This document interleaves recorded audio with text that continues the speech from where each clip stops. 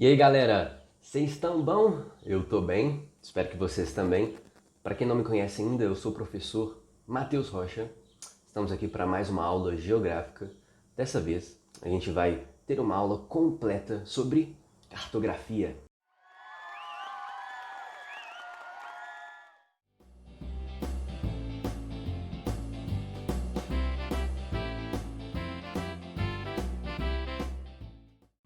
Isso é importante.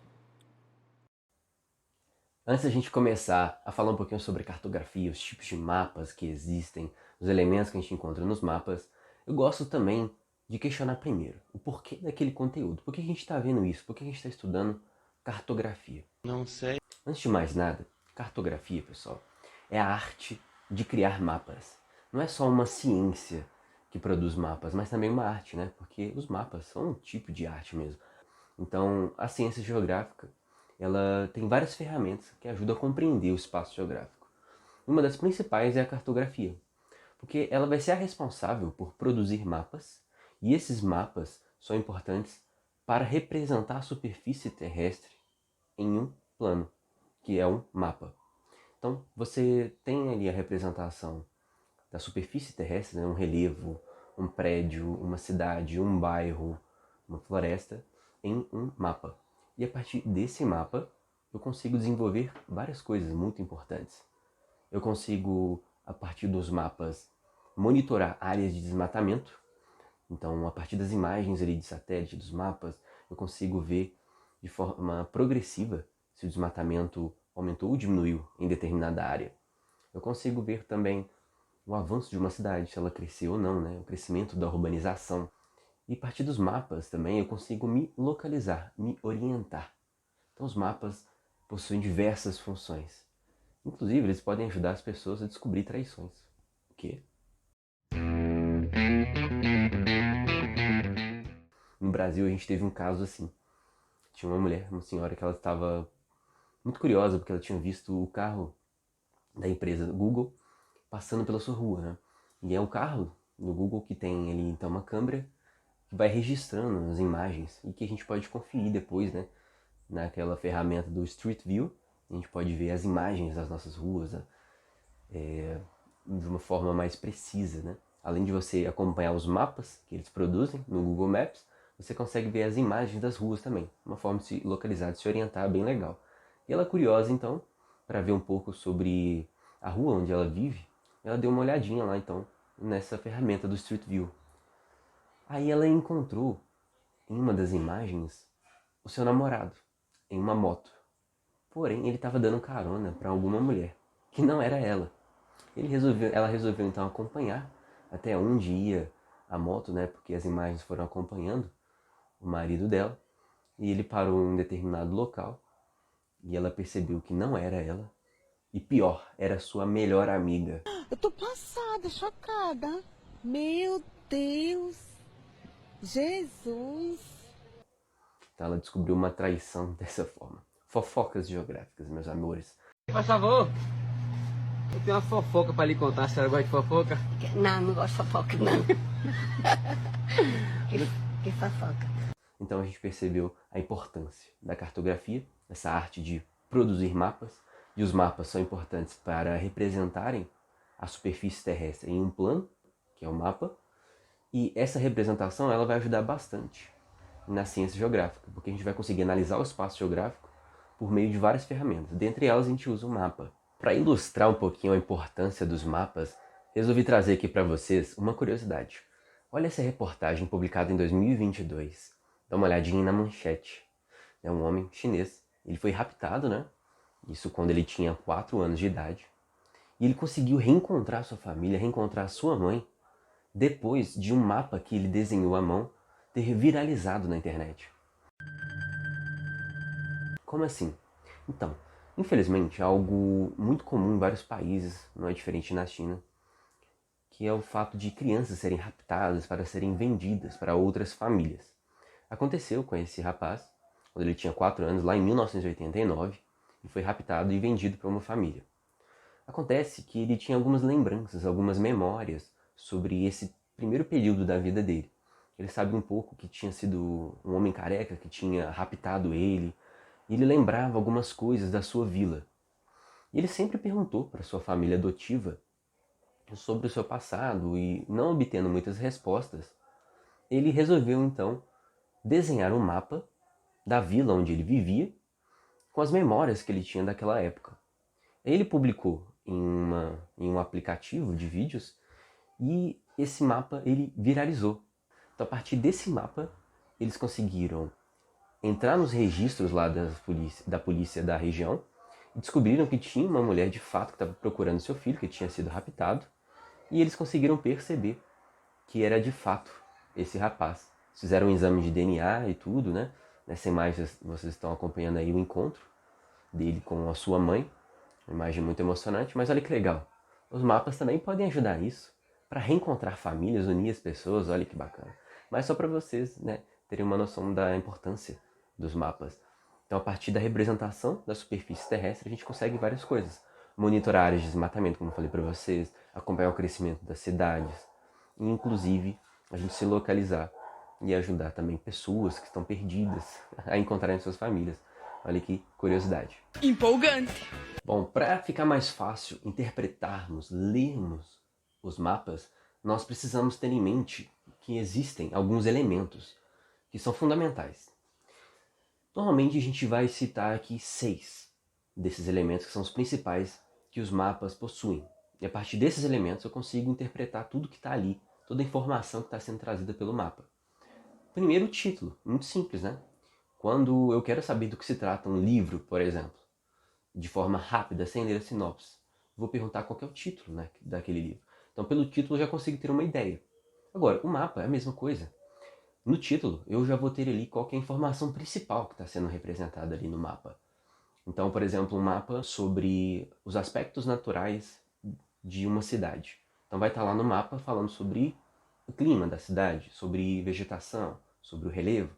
Então, no título, eu tenho a informação principal do que se trata o mapa, onde eu vou olhar, qual elemento é o título. Normalmente se encontra então na parte superior do mapa, como vocês estão vendo aí nesse exemplo. Agora, se o mapa está cheio de símbolos, de cores diferentes, e eu quero saber o que aquelas cores estão representando, o que aqueles símbolos querem dizer, eu vou olhar em qual elemento? Eu vou olhar no elemento legenda. Então é a legenda que vai traduzir para a gente os elementos, os símbolos que a gente tem no mapa. Então, para saber o significado dos símbolos, das cores que existem naquele mapa, eu vou olhar para a legenda. Ela que vai trazer para a gente essa tradução. Tranquilo. Se eu quero descobrir de onde vieram as informações que estão presentes naquele mapa, de onde que o autor, né, o criador daquele mapa, que seria o cartógrafo, de onde ele tirou as informações para produzir aquele mapa? Eu vou olhar então na fonte. Muito tranquilo, né? Você lembra a fonte da pesquisa. Você vai fazer um trabalho na escola, né? E aí o professor, a professora vai sempre perguntar para você de onde você tirou aquelas informações. Aí você vai falar, quais foram as fontes? Vozes da minha cabeça. Não pode falar isso. Você vai citar lá um site da internet, um livro, por aí vai. Por isso que aqui na frente ó, eu coloquei fonte. Não foi preciso.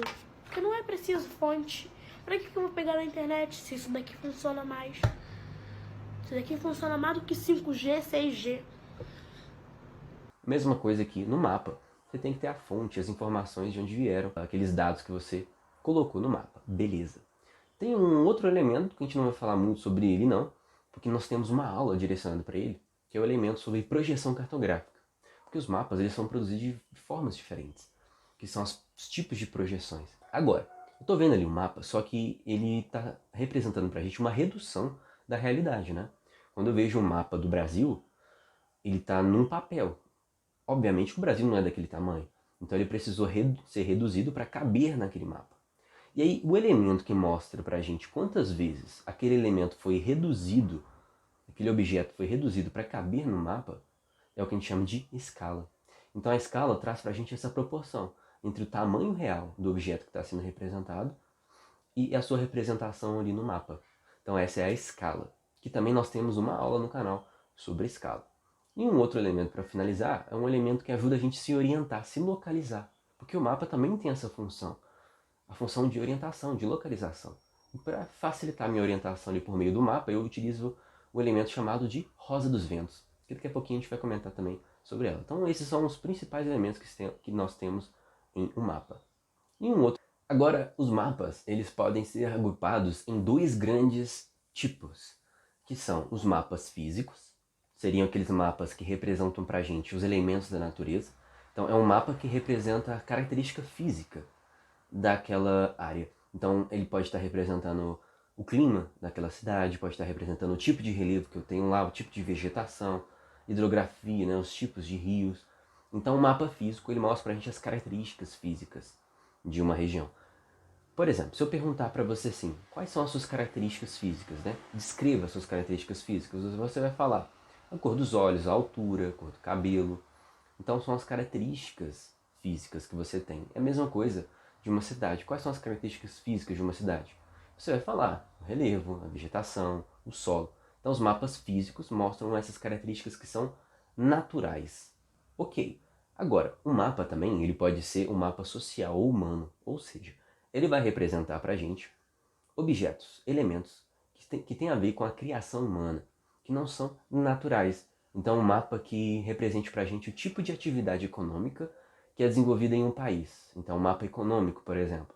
Um mapa que mostra para a gente a quantidade de pessoas que vivem em determinados estados brasileiros. Então, é um mapa demográfico. São mapas que mostram para a gente, ilustram características humanas. Então, população, atividades econômicas, eventos históricos. Então é uma classificação diferente. São os mapas humanos ou sociais. Mas todos esses mapas que eu estou falando para vocês são mapas temáticos, ou seja, tem temas específicos, né?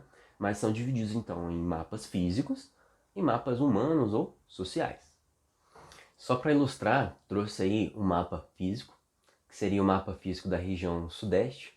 E aí vocês estão vendo aí que no título, né, o que está escrito? Altimetria e hidrografia na região sudeste. Então o título traz para a gente a informação principal do mapa. Qual que é a informação principal do mapa? Altimetria e hidrografia. Ah, ficou na mesa, professor, não sei o que é isso. Simples, altimetria vem de altitude. Então é um mapa que está mostrando para a gente por meio das cores. Então eu olho a legenda para saber o que as cores significam e consigo ver ali que determinado tipo de cor representa uma altitude diferente. E a hidrografia seriam os rios. Então são características naturais daquela região.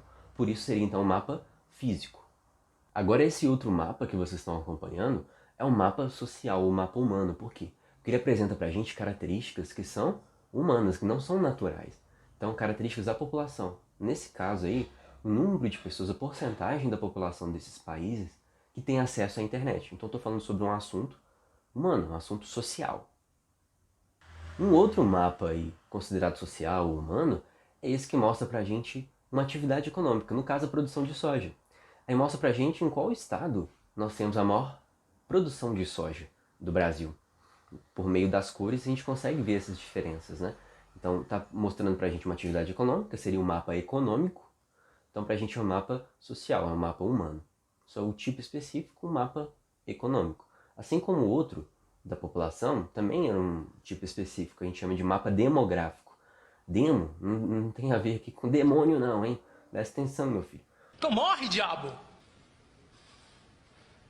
Demo tem a ver com população. Então, mapa demográfico é um mapa que trata assunto diretamente da população. Número de pessoas, no outro caso que a gente viu, número de pessoas que têm acesso à internet. Então, algo específico sobre população é demográfico. Quando ele fala sobre atividade econômica, ele é um mapa econômico.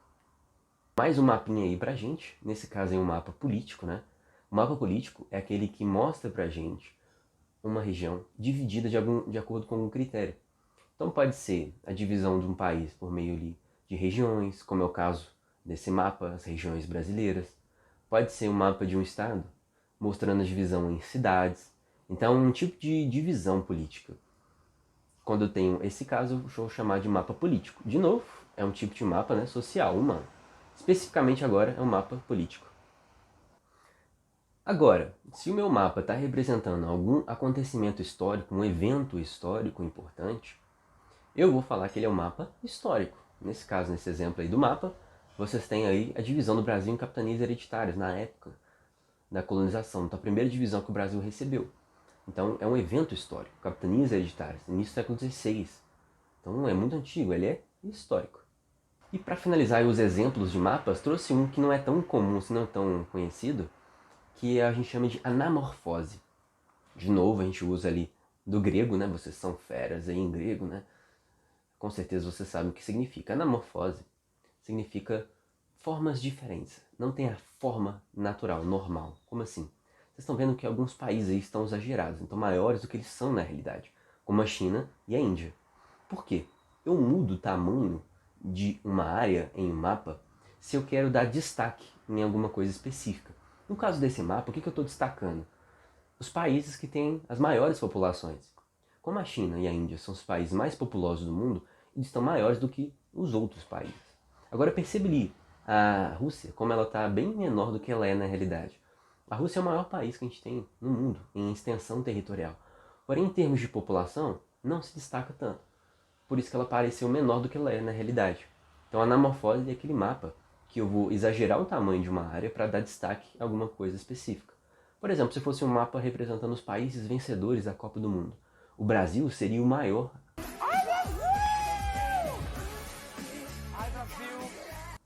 Teria a maior área aí no mapa, porque é o país que tem mais conquistas da Copa do Mundo. Então depende do tema que eu estou representando no mapa, e aí eu vou destacar alguns países, dependendo então daquilo que eu estou querendo representar e destacar, beleza? Desculpa interromper, mas só passando aqui para, por favor, vocês não se esquecerem de curtir o vídeo, de se inscrever no canal, de compartilhar, deixar aqui seus comentários, dúvidas, sugestões, críticas, muito importante para a gente continuar com o nosso projeto, beleza? Valeu, brigadão e vamos voltar para a aula.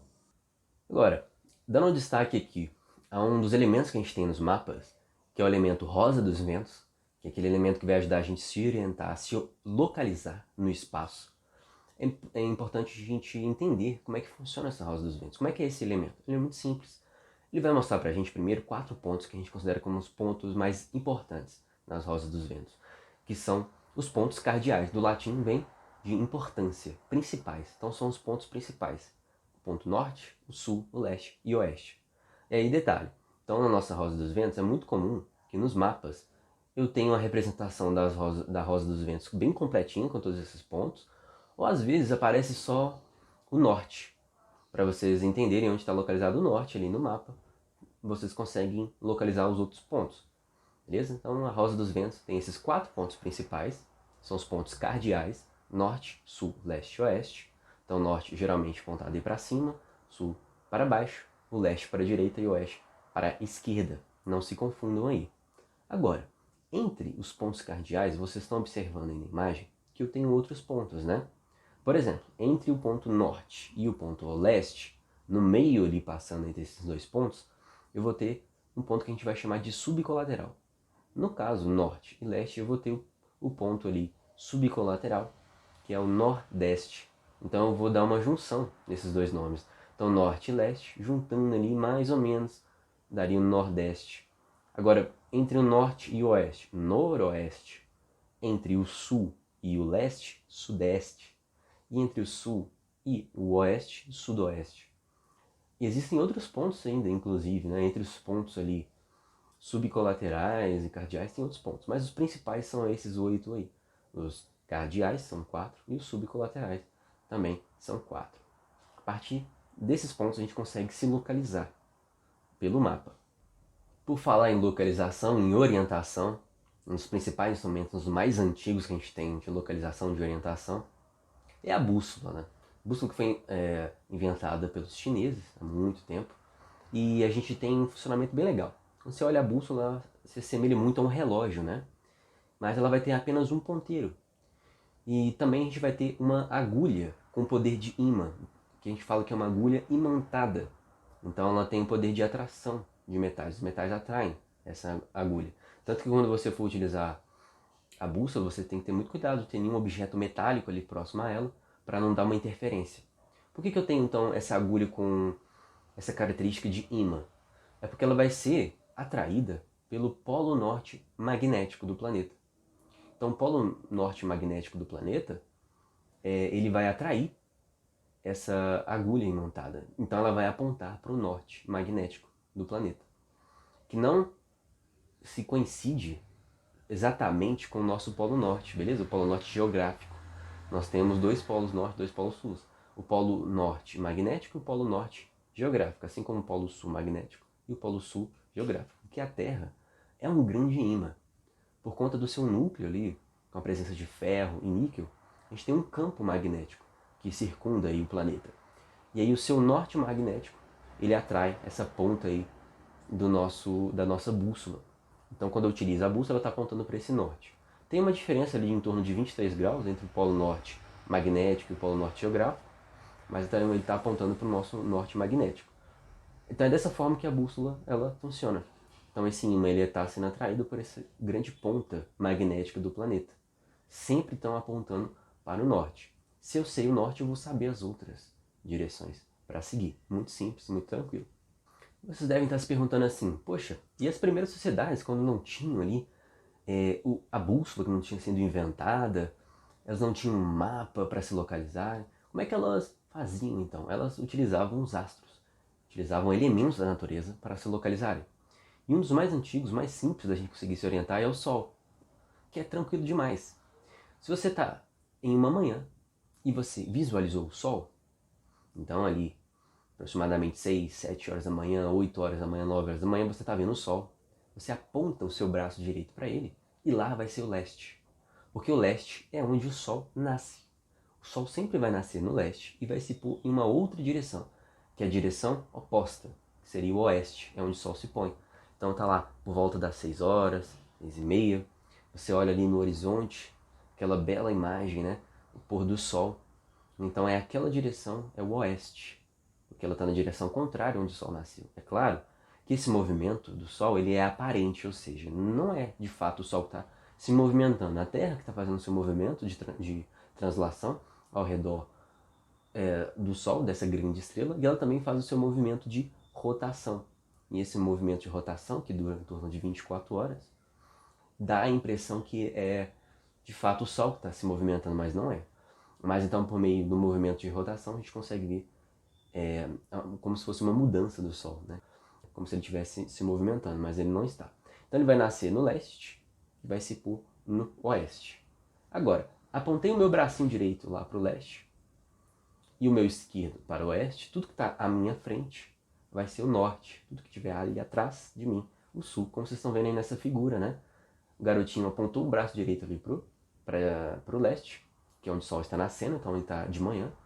Então, mesmo sem saber as horas, ele apontando o braço direito e mostrando para mim ali que é o leste, eu sei que é de manhã. Essa imagem foi registrada. Do outro lado vai ser o oeste, tudo que está à frente dele norte, tudo que está ao sul, atrás dele vai ser o sul. Então fica muito fácil ele se localizar, né, da gente se localizar por meio do Sol também. Bem legal, né? É isso que as primeiras sociedades faziam. Uma forma ainda mais precisa da gente se localizar, da gente se orientar, é por meio de algumas linhas imaginárias que a gente traça no planeta, que são os paralelos e os meridianos, que é muito simples. Os paralelos, pessoal, eles mostram pra gente aquelas linhas que são horizontais, que estão deitadas no planeta.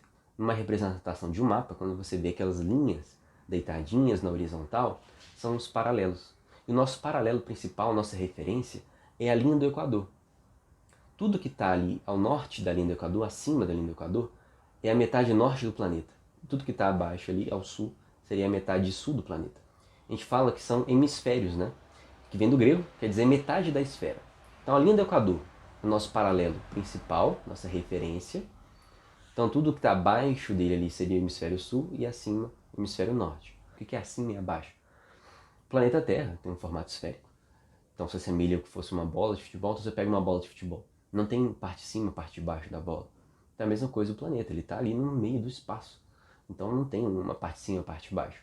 Mas de forma convencional, a gente coloca então a parte de cima como seria o hemisfério norte, parte de baixo como se fosse o hemisfério sul. Então metade norte, metade sul. O que acontece? A partir do nosso ponto de referência ali, a linha do Equador, nós teremos latitudes, ou seja, uma distância em graus a partir da linha do Equador. Então, por exemplo, eu estou ali no ponto 30, eu estou a 30 graus de distância da linha do Equador, mas eu posso estar a 30 graus norte ou 30 graus sul. Como é que funciona isso? Como você está vendo ali na imagem, né? A metade do planeta, como ele é uma esfera, tem 360 graus, Quando eu pego ali essa parte da frente que eu estou vendo, né? Então, como se fosse aqui o meu punho, fosse o planeta. E vocês estão vendo só essa parte, né? Tem a parte de trás também do planeta, né? Então, como é uma esfera, metade dela, que é 360 graus, seria 180. Então, essa metade que eu estou vendo aqui, 180 graus. Se eu for daqui para cá, 180 graus. Minha linha do Equador passa aqui no meio, então ela divide esses 180 graus. 90 para o norte, 90 para o sul. 90 para o sul, beleza? Então, olha só, essa latitude, que é a distância em graus a partir da linha do Equador, ela varia de 0, que é a linha do Equador, que é a nossa referência, até 90 graus norte, e varia de 0 graus até 90 graus sul, beleza? Essa é uma das formas de a gente utilizar. Porém, só a latitude não adianta. Por quê?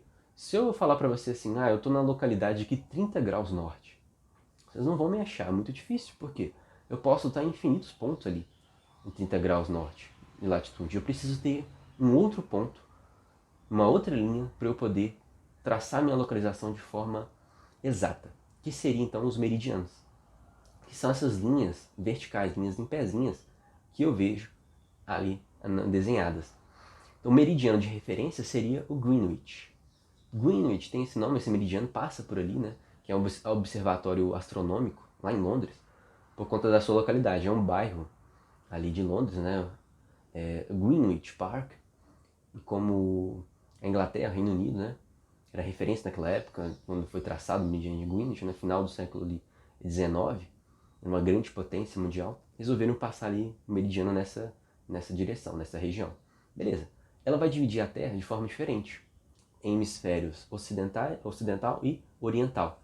Tudo que está a oeste do meridiano de Greenwich é hemisfério ocidental, onde nós estamos, inclusive. Tudo que está a leste é o hemisfério oriental. Tranquilo? Agora, quando eu pego, então, nosso meridiano e faço um encontro entre o meridiano e a latitude, o ponto de encontro entre um paralelo e um meridiano, entre a latitude e a longitude, é o que a gente tem a coordenada geográfica. Então você pensa assim, os paralelos são as linhas deitadas, que são as latitudes, distância em graus em relação à nossa linha referência, que é a linha do Equador, e o meridiano também tem a longitude, que é a diferença em graus a partir do nosso meridiano de Greenwich. Quando eu era criança, né, tinha um professor que ele usou uma seguinte analogia, para vocês lembrarem se a latitude é a diferença em graus das linhas que estão deitadas ou das linhas em pezinhas. Então, latitude você pensa em latido. Então, o cachorro ele abre a boca para latir, né? Então, ele faz esse movimento, olha. Então, tá vendo? É a linha deitada, que seria a latitude. E a longitude, então, são as partes então em pezinhas, os meridianos. Beleza? O ponto de encontro entre a latitude e a longitude é a nossa coordenada geográfica, que é utilizado, por exemplo, nos GPS. Então, a localização exata que os GPS trazem para a gente, para traçar rotas, quando você usa um aplicativo, é por meio do encontro entre a latitude e a longitude. Pessoal, deixei esse exercício aí para a gente treinar como é que a gente calcula ali as coordenadas geográficas. Olha como é que é simples. Tem 4 pontos aí representados aí nesse planisfério. Os pontos A, B, C e D. E, por exemplo, qual seria a localização exata ali do ponto A? Qual é a coordenada geográfica do ponto A? Como é que eu sei qual é a coordenada geográfica? É o ponto de encontro entre a latitude e a longitude. Qual que é o paralelo, a linha deitadinha, a latitude que está passando pelo ponto A? Então a latitude é aquela linha deitada. Qual que é essa linha deitada que está passando pelo ponto A? Aí você identifica, no caso aí 50 graus norte. E qual que seria então a longitude que está passando pelo ponto A? Qual que é a linha em pezinho que está passando por ele? Percebe que tem as numerações, né? Em cima e do lado. Seria 100 graus. Beleza, só que 100 graus o quê? Leste ou oeste? Eu tenho que ver isso também. Se está à esquerda, a oeste, do meridiano de Greenwich, tudo que está à esquerda vai ser o oeste. Tudo que está à direita, o leste. Você percebe aí que o ponto A está à esquerda do meridiano de Greenwich, desse meridiano principal, que é o 0 grau lá em cima. Se ele está à esquerda, é hemisfério ocidental, é oeste. Então é 100 graus oeste, a sua longitude. Agora, e a latitude? Como é que eu sei se é norte ou sul? Eu olho a linha do Equador como referência, esse 0 grau, que é essa linha do meio. Tudo que está acima dela é norte, tudo que está abaixo, sul. Qual que é a linha que está passando ali que a gente viu? 50 graus. Norte ou sul? Como o ponto A está acima, ao norte da linha do Equador, tudo que está acima é norte. Então é 50 graus norte. É assim que a gente vai representar. Qual é a coordenada geográfica do ponto A? 50 graus norte de latitude e 100 graus oeste, que é a nossa longitude. Mesma coisa nos outros pontos. Vou passar aqui para vocês, no próximo slide, o gabarito de como ficaria a coordenada geográfica de cada um desses pontos para você darem uma olhada e ver se vocês acertaram. Beleza? Então você olha à esquerda o que está passando, as partes deitadas, que são as latitudes, e aí do lado, qual que é o número que indica a latitude. Como é que eu vou saber se é norte ou sul? Eu tenho que olhar então a linha do Equador. Tudo que está acima é norte, tudo que está abaixo vai ser o sul. Beleza? Eu preciso colocar se é norte ou sul. Por quê? Imagina eu falar assim, eu estou na localidade 50 graus. Minha latitude é 50 graus. Beleza? Mas aí eu posso estar 50 graus norte ou sul. Perceba que se eu falar 50 graus fica muito amplo, né? Eu tenho que então direcionar a pessoa, é 50 graus norte. Beleza. Mas você percebe, né, que tem muitos pontos nos 50 graus norte. Então eu tenho que dar uma outra localidade, eu tenho que dar uma outra função aqui, que vai ser a minha longitude. Aí eu vou falar, 50, no caso aí do ponto A, 100 graus. Mas aí oeste ou leste, também muda tudo. Tá, a esquerda do meridiano de Greenwich é oeste, a direita é leste. E aí eu coloco assim, dessa forma, 50 graus norte, o N de norte, 100 graus oeste, o O ali de oeste. Beleza? Então é dessa forma que eu vou representar a minha coordenada geográfica.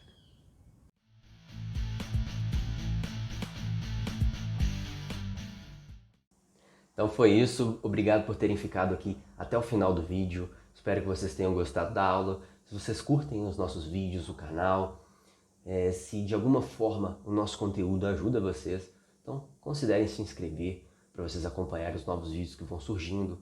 Não se esqueçam de deixar os comentários, dúvidas, sugestões, críticas, compartilhar os vídeos, isso ajuda muito o projeto a continuar existindo, beleza? Muito obrigado então mais uma vez e até a próxima. Saudações geográficas!